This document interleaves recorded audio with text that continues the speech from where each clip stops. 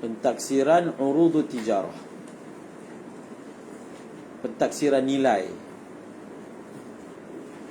Pentaksiran nilai urudut tijarah.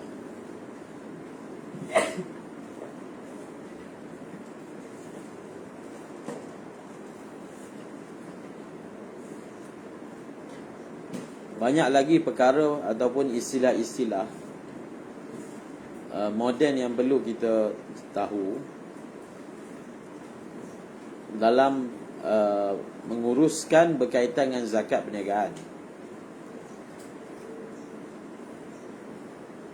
Khususnya pada zaman ini yang syarikat itu sendiri mempunyai pelbagai bentuk, pelbagai jenis syarikat.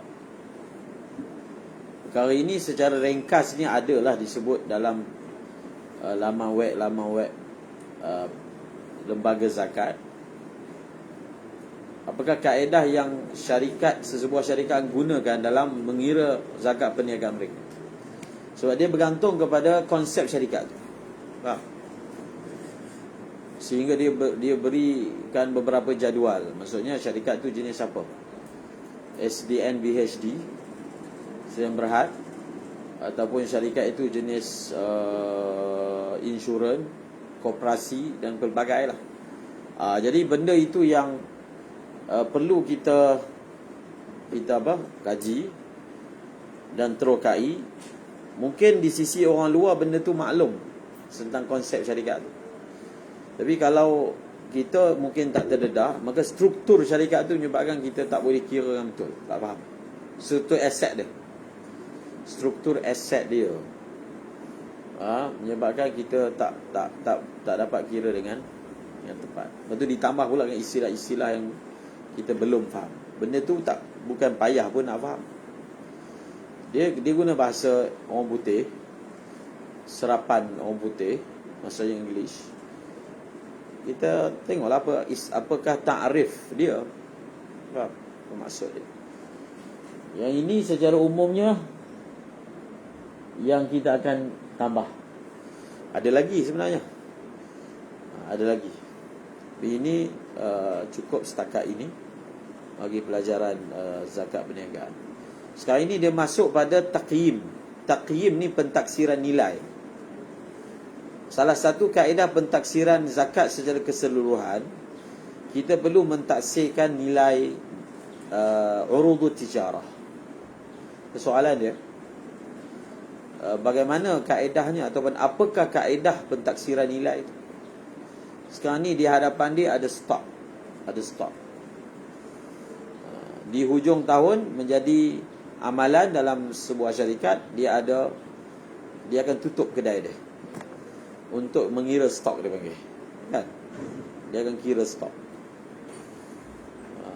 Kemudian setelah kiraan stok telah ada dalam senarai, kira stok tu mungkin senang je, faham?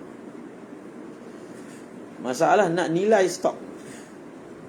Kalau boleh lah, satu orang dinilaikan stok dia rendah, dengan nilai rendah, supaya kadar zakat yang dia kena keluarkan rendah. Betul tak? Maka zahirnya, secara adilnya, untuk dia menilai stok tu, dia kena panggil badan ketiga, kecuali untuk nilaikan stok dia. Kalau Pak Kiai Osman pun terangkan tentang masalah zakat perniagaan ni, bila habis berbahasa tahaid, masuk sikit tentang zakat perniagaan. Yang saya ingat Pak Kiai sebutkan, dan dekat bawah, tapi nak cari payah sikit, Mufti Taqi pun ada bahaskan. Di bawah ni masuk pustakaan,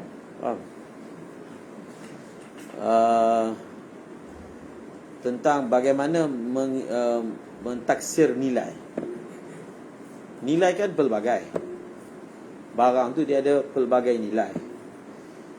Saya dah sebutkan, nilai tu dia boleh bertambah daripada harga kita beli. Sebab barang tu jenis nilai tambah. Contohnya rumah, tanah, dan dia boleh jatuh nilai. Secara umumnya, benda yang property ni dia bertambah nilai secara umum, tapi boleh juga jatuh. Itu nilai pun berlaku juga. Secara umumnya bertambah. Jadi nak pakai nilai mana tu? Itu soalan dia. Nak pakai nilai mana untuk kira? Dalam kitab tak tulis. Dalam ni tak tulis. Yang ditulis hanya apa? Menggunakan mata wang apa dalam membuat pentaksiran nilai. Baca.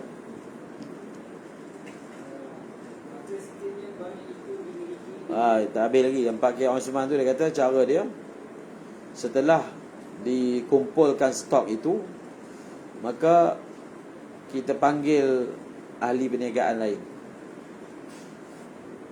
untuk dia nilaikan. Kalau barang macam ni, banyak dia macam ni, senarai dia macam ni, apa nilai dia?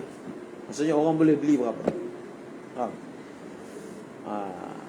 Itu kalau barang sikit lah. Barang sikit. Kalau barang banyak, dia tidak semudah itulah. Tapi memang ada syarikat yang kemahirannya adalah menilai. Faham? Juru nilai. Contohnya bila nak jual sebuah syarikat nak dijual. Jadi berapa nilai syarikat tu? Dia ada. Kita akan upah untuk nilai. Syarikat ni dia punya nilai pasarannya berapa? Nilai. Baru jual. Okey? Baca.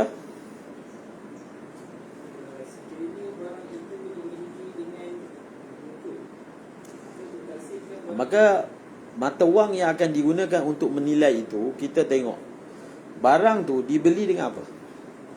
Barang ni dibeli dengan dua cara. Satu dibeli dengan duit nukud, maksudnya emas dan perak.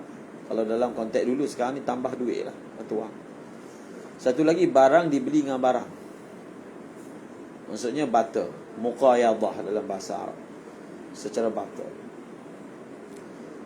Kalau dia dibeli dengan nukud,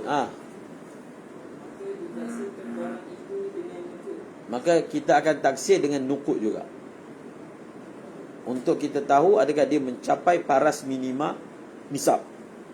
Kalau kita beli dengan emas, kita akan taksir dia mengikut nilai emas. Kalau dia mencapai paras minima 20 dinar, maka wajib zakat. Kemudian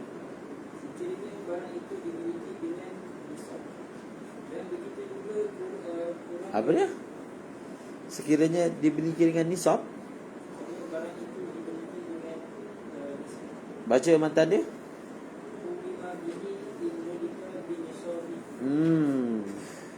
Dia akan dinilaikan dengan nilai mata wang nakad tersebut kalau dia dimiliki dengan nisab. Maksudnya modal asas membeli barang tu nisab, cukup nisab. Kemudian ada khilaf tentang bagaimana kalau dimiliki barang itu kurang daripada nisab. Sama juga, maksudnya dia akan dinilaikan dengan mata wang tersebut. Jadi kita ringkaskan, kalau dia dibeli dengan menggunakan nakad, maka masa kita taksir nilai pun menggunakan nakad juga. Bas, tak ada tafsir. Tafsir tu ada dalam bab khilaf. Muqabil kata, kalau ia dimiliki kurang daripada nisab, dia tidak dinilaikan dengan mata wang tersebut. Kemudian au bi'ardin, dia dimiliki bukan dengan mata wang, tapi dengan ard, dengan sistem pertukaran barang dan barang, kan? Barang dengan barang. Kemudian maka bagaimana kita nak taksir dia? Nak taksir pakai emas ke perak? Sebab dia berlega antara dua tu je, emas ke perak.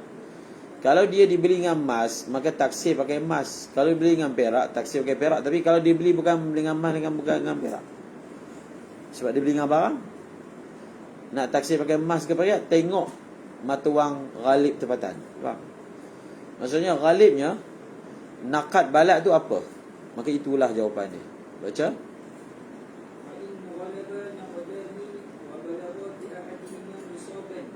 Kalaulah dua-dua digunakan secara ghalib, meluas, dan dia telah mencapai baras minimal nisab dengan salah satu. Maksudnya contohnya dengan perak, kalau kita taksir nilai dengan perak telah mencapai nisab. Tapi kalau dengan emas tak. Maka kita akan taksir nilai dengan dia. Dia maksudnya dia tu yang telah mencapai nisab dengannya. Maksudnya kalau mencapai nisab tu perak, maka kita keluarkan nanti zakat perak. Faham? Kalau yang mencapai nisab tu emas, kita keluarkanlah zakat emas. Kemudian tapi kalau sama ada kita taksir pakai emas ke, taksir pakai perak ke, dua-dua telah mencapai nisab. Jadi nak keluar zakat emas ke perak? Itu soalannya. Maka anfa' kepada awam ni, kepada fuqara, emas ke perak? Itulah jawapan dia.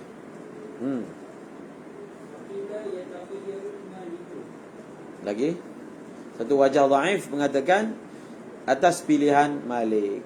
Seterusnya, bagaimana pula kalau barang itu kita beli separuh-separuh?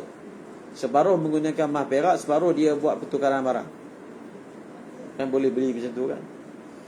Saya beli syarikat ni, sebuah syarikat dibeli, WhatsApp dibeli. Beli oleh siapa? Facebook. WhatsApp ni orang lain punya lu. Maka dia beli. Jadi proses pembelian tu, satu bayar pakai tunai, duit. Satu lagi bayar pakai saham. Faham? Satu tunai, satu saham. Contoh lah. Faham? Mungkin bayar pakai tunai sikit, bayar pakai aset pula, tambah lagi. Tambah lagi bayar pakai servis 3. Dia cash sedebuk tak ada, tapi dia ada property kan. Sebahagian kami bayar tunai, sebahagian lagi bayar pakai aset. Kalau pihak sebelah setuju, maka jual beli itu sah. Maksudnya jadi macam mana kalau dia dibeli dengan kedua-duanya sekali? Kita tengok peratusan. Okey, berapa peratus? Kalau ikut peratusan dia, berapa peratus dibeli dengan nakad, dan berapa peratus dibeli dengan bukan nakad? Ini kan boleh ada nisbah. Kan benda itu kan nilai. Masa beli tu, dia harga dia adalah berapa? 100 juta. Main 1 juta je. Dia bayar cash 10 juta. Baki 90 juta bayar pakai aset. Contoh kan. Jadi nisbah dia 10-90. Jadi dia ketahuilah, nisbah pembelian nak tempoh hari 10-90. 10 adalah nakad, 90 adalah arad. Maka 10% itu akan ditaksirkan berdasarkan dia lah. 90 akan ditaksirkan berdasarkan ghalib nakad. Lagi?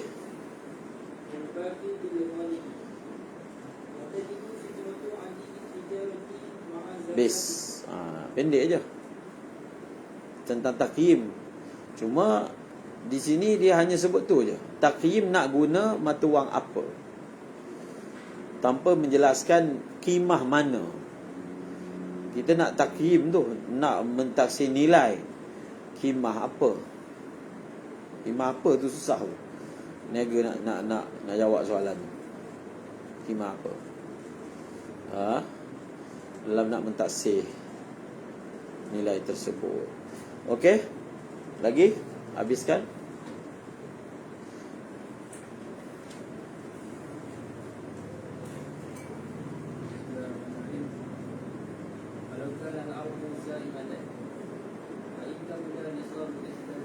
Ya, sebelum tu fitrah tu tadi.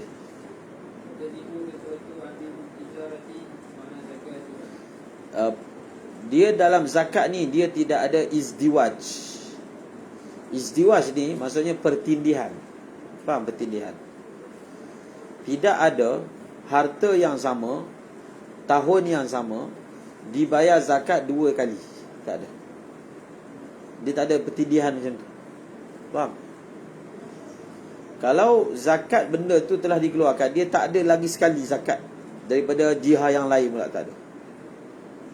Macam contoh kan, kita kata dia perniagaan dia adalah kambing. Kambing ni zat dia tu sendiri adalah amwalu zakah. Tapi dalam masa yang sama dia diniagakan, berkumpul pada kambing dua jenis zakat. Zakat kambing, zakat perniagaan. Adakah kita kata oh dia bayar dua-dua sekali? Kambing pun ya, perniagaan tak. Dia akan jadi pertindihan, dia tak ada tindih, satu je. Apa kaedah dia? Saya dah sebutkan. Bila zakatul ain bertembung dengan zakatul tijarah, maka zakatul ain muqaddam berbanding zakat tijarah. Faham? Maksudnya kalau orang tu berniaga kambing, dia bayar zakat ikut kiraan kambing. Dia tak bayar pakai nilai macam kita belajar ni. Dia tak ada double. Kalau bayar zakat kambing, zakat kambing je. Kalau tijarah saja, dia tidak ada izdiwaj, pertindihan. Sama juga, itu diamalkan dalam konsep percukaian. Dia tidak ada pertindihan percukaian. Faham? Di negara kita, oleh kerana zakat itu macam cukai lah, macam. Kalau civil tu orang panggil cukai. Orang dia boleh dapatkan rebate. Dia bayar zakat dan dengan resit itu dia boleh membuat pemotongan cukai. Faham? Dia tak ada. Contohnya cukai pendapatan ni 25%, tinggi. Cukai pendapatan ni banyak ambil. Zakat 2.5, cukai 20. Macam mana? Jadi daripada dia pergi bayar cukai, dia buatlah pemotongan zakat. Paling kurang adalah juga duit masuk dekat apa? Dekat zakat. Sebab zakat ni akan digunakan hanya untuk orang Islam. Kalau cukai ni orang Islam pun guna, orang kafir pun guna kan. Dia buatlah. Contohnya zakat dia daripada nilai keseluruhan tu adalah 5%. So nanti dia bayar cukai 15% je lah baki. Itu lebih kurang dia punya surah dia. Dia tak ada pertindihan. Zakat pun dibayar, cukai pun bayar full. So kerajaan kita, kalau negara bukan Islam, tak ada lah. Dia tak iktibarkan zakat tu. Maka double. Zakat pun bayar, cukai pun bayar. Sebab itu dibahaskan, boleh ke kalau dia tinggal kat negara luar, dia bayar cukai dengan niat zakat. Jadi dia tak perlulah bayar dua kali. Faham tak? Ini zakat dia, tapi kerajaan ambil dengan nama cukai. Dia bayar dengan niat zakat. Boleh tak? Jadi tak zakat? Itu pun persoalan. Lagi? Kecuali, nak sebut tadi kecuali tidak ada pertindihan pada sesuatu material zakat. Dua zakat tak ada. Kecuali ni. Kecuali zakat hamba. Faham? Dia meniaga jual hamba. Maka bila cukup setahun, dia kena bayar zakat tijarah. Bila masuk bulan puasa, dia kena bayar zakat apa? Fitrah. Faham? Jadi hamba tu ada dua zakat. Zakat tijarah, zakat fitrah. Dua sekali. Itu contoh. Ni dalam tahrir ada sebut, tidak ada dua zakat pada satu barang kecuali dalam masalah hamba, yang dibayarkan zakat perniagaan dan zakat fitrah sekali. Dia sebenarnya kalau kita perhalusi, dia punya jihah lain-lain. Zakat fitrah daripada segi dia itu adalah manusia. Faham? Zakat tijarah segi dia itu adalah barang. Faham tak? Lagi?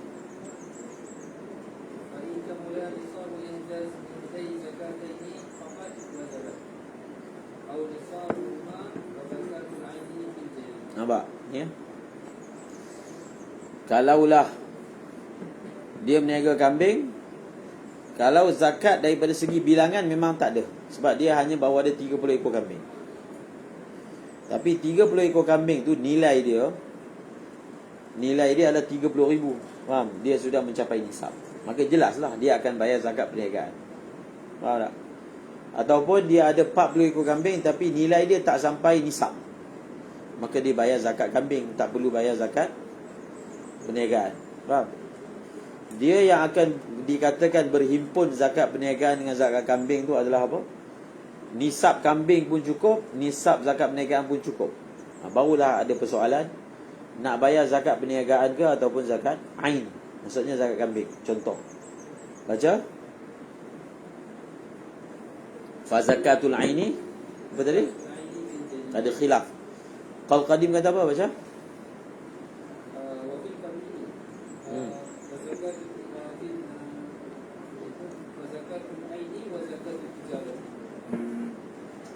Dua-dua sekali. Oh, kalau qadim ada pertindihan. Kemudian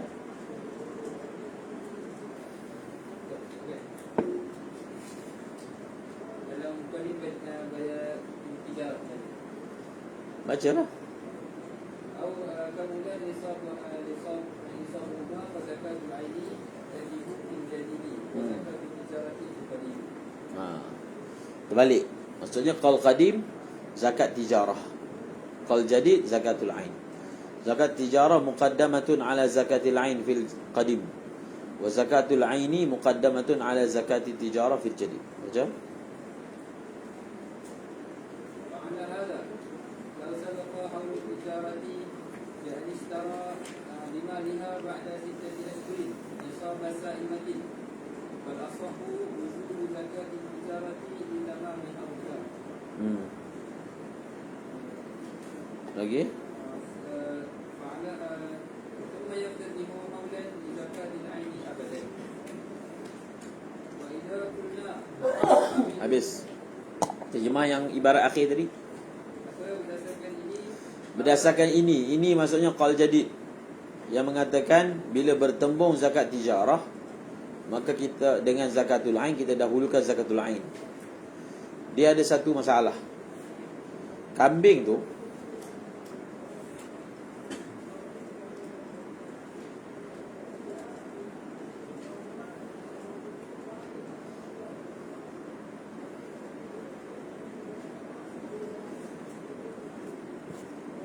masa dia mula-mula berniaga, kambing dia tu ada 20 ekor. Di tengah tahun dia beli lagi sampai cukup 40 ekor. Dalam surah ini dipanggil zakat perniagaan bermula lebih awal sebelum zakatul ain. Faham? Dia punya haul dia. Haul zakat perniagaan bermula dengan mula berniaga kan, mula beli tu. Tapi masa dia mula beli 20 ekor, maka maknanya zakatul ain tak ada. Di tengah tahun berjumlah menjadi 40 ekor. Maksudnya zakatul ain telah bermulalah haul dia, betul. Apabila zakatul tijarah haul dia bermula lebih awal, maksudnya dia akan habis lebih awal. Bila bulan 12 hujung, zakat tijarah haulnya telah sempurna. Tapi zakatul ain baru 6 bulan. Kan? Faham tak? Adam? Faham? Jadi adakah kita masih guna kaedah tadi juga? Oh, kita kata kita abaikan haul zakat tijarah, kita pakai zakatul ain, so kita tambah ekstra 6 bulan lagi.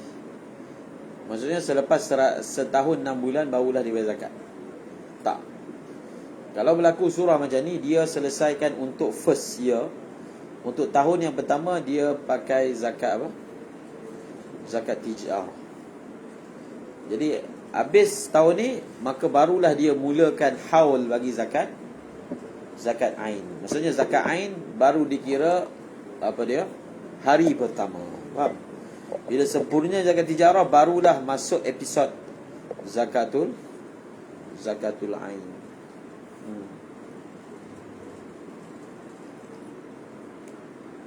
Nanti di hujung tahun nanti, tahun kedua dia bayarlah zakat.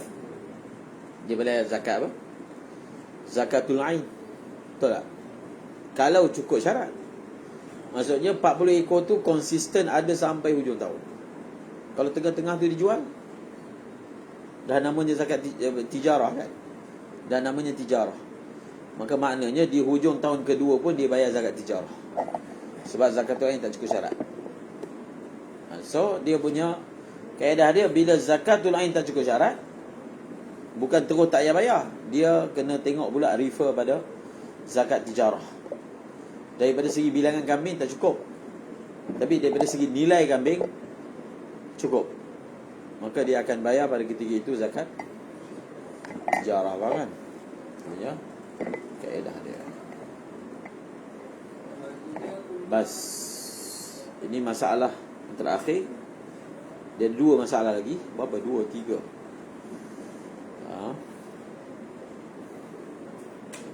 Masalah terakhir.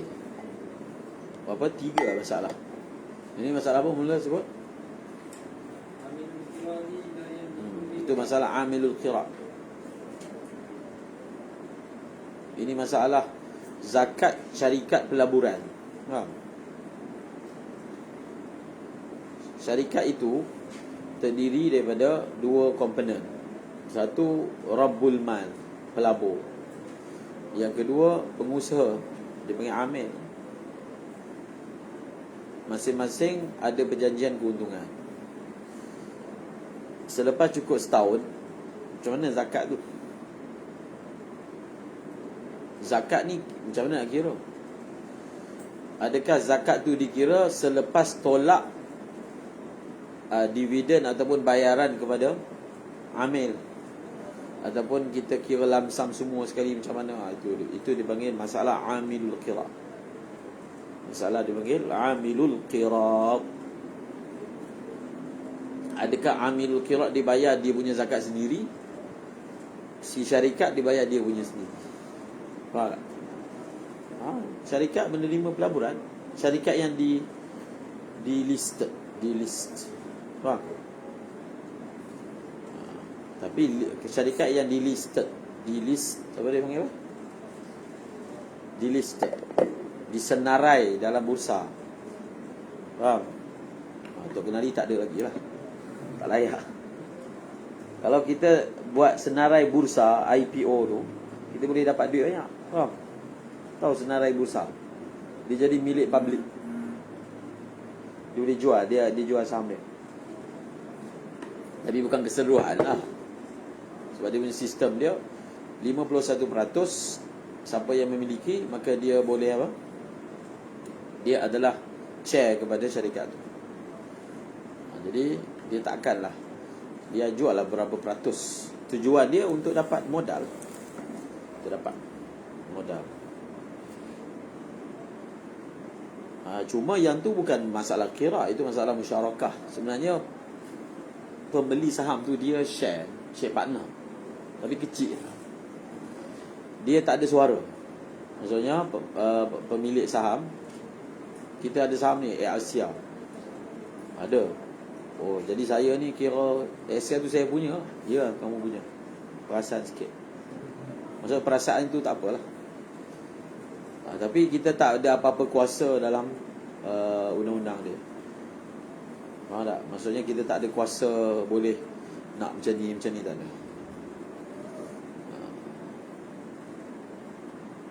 Yang tu dipanggil musyarakah, bukan pelaburan. Faham? Musyarakah lain. Yang contohnya antara kaedah bayar zakat ni, kita perlu tolak saham. Kalau kan syarikat tu dia akan tengok saham pula. Kena tolak saham partner yang bukan Islam. Contohnya ada 10 orang, kita ada 10 orang partner pemegang saham. 2 daripadanya bukan Islam. Jadi masa audit untuk bayar zakat, dia kena tolak yang 2 orang tu punya nilai. Kita hanya bayar zakat 8 orang sahaja. Faham? Sebab dia bukan Islam. Jadi tak bolehlah ambil duit dia atas nama zakat. Kalau dia nak bayar sekali, tak apalah, pulang pada dia. Macam syarikat Haji Z kan, dia ada partner yang bukan Islam, Cina. Jadi masa bayar zakat, so diberitahulah kita akan tolak bahagian dia. Hanya bahagian share partner yang ni dizakatkan. Maksudnya dizakatkan secara langsam. So dia orang tak perlu bayar zakat yang perniagaan tu sendiri, sebab semua dah dibayar. Dia bayar duit simpanan dia. Yang berbentuk share tak perlu bayar sebab sudah dibayar. Simpanan dia yang dia dah dapat, dia punya allowance gaji, dia masuk simpanan lain, itu dibayar sendiri. Faham? Adapun yang syarikat sudah dibayar berdasarkan persetujuan.